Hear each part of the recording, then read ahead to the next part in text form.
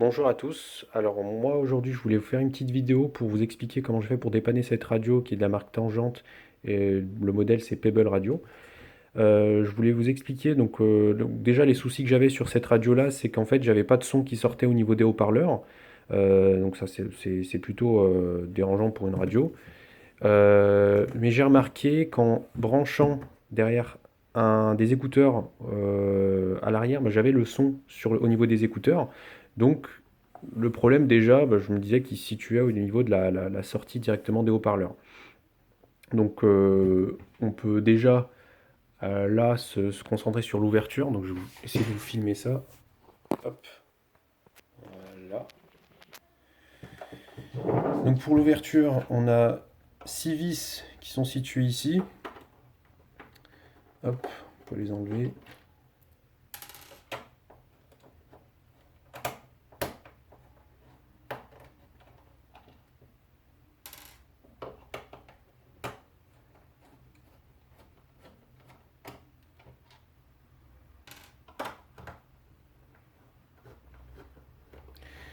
Pour remarquer déjà que c'est les deux haut-parleurs qui ne fonctionnent pas, donc on peut déjà se dire que le problème ne vient pas directement des haut-parleurs, donc on peut pas se dire bon bah c'est un haut-parleur qui est défaillant, enfin il y a peu de chance, parce que sinon il faudrait que les deux haut-parleurs aient été défaillants en même temps. Hop, on va tirer doucement, très doucement sur le capot. Ah, j'ai peut-être oublié une vis là. Ouais, il faut faire attention. Faut pas oublier des vis. Voilà. Donc très légèrement, on a des nappes, on a des fils qui sont connectés. Alors, faut faire attention. Sur cette pièce-là, on a deux encoches qui sont situées en bas. Donc là, vous ne les voyez pas. Donc il faut un peu soulever et un peu, voilà, agiter un peu dans tous les sens. Hop, voilà. Donc là, la réparation, elle a déjà été faite, hein. Donc vous voyez des choses, si vous voyez des points de colle, si vous voyez des soudures, bon, bah, il y a des choses qui ont déjà été faites.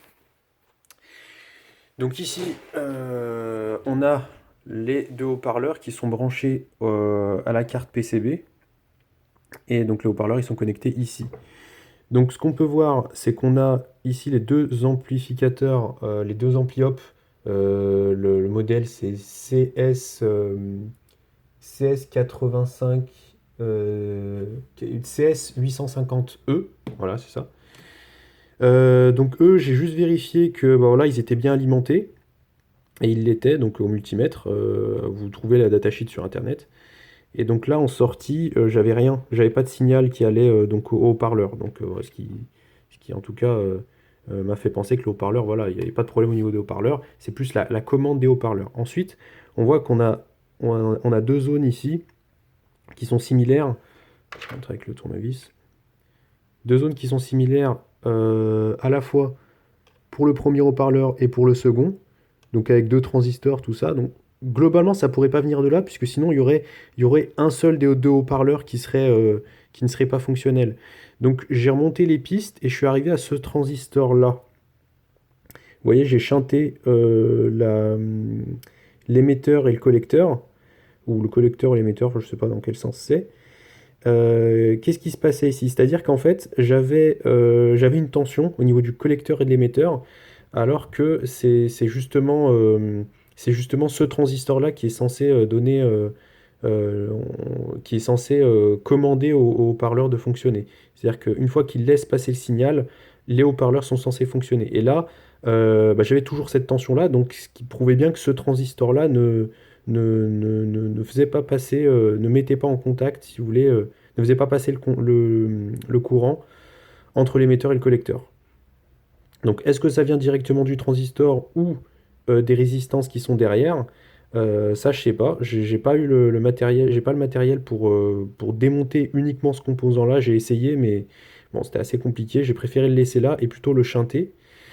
Donc en remontant derrière le transistor, je suis remonté au niveau du fil numéro 4 ici de la nappe.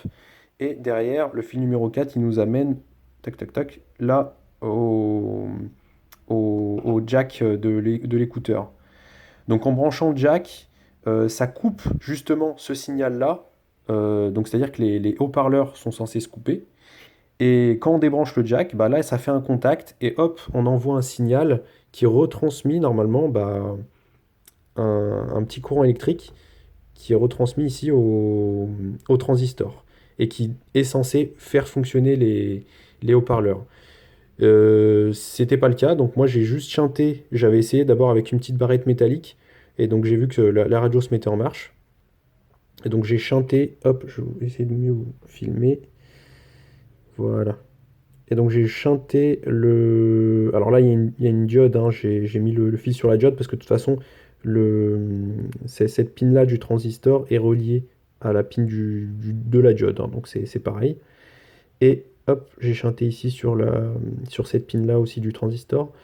Donc entre le collecteur et l'émetteur. Et au final, voilà, la radio marche bien. Voilà, ça m'a évité de jeter cette radio-là. Je l'avais acheté voilà, 10 euros sur un marché. Bon, elle était à dépanner. Et elle vaut quand même un peu plus cher, un radio réveil. Voilà, j'espère que cette vidéo vous aura permis voilà, d'éviter, de réparer déjà votre radio, d'éviter de la jeter pour en racheter une autre. Et voilà, bah écoutez, je vous remercie bien, puis en espérant que cette vidéo sera utile.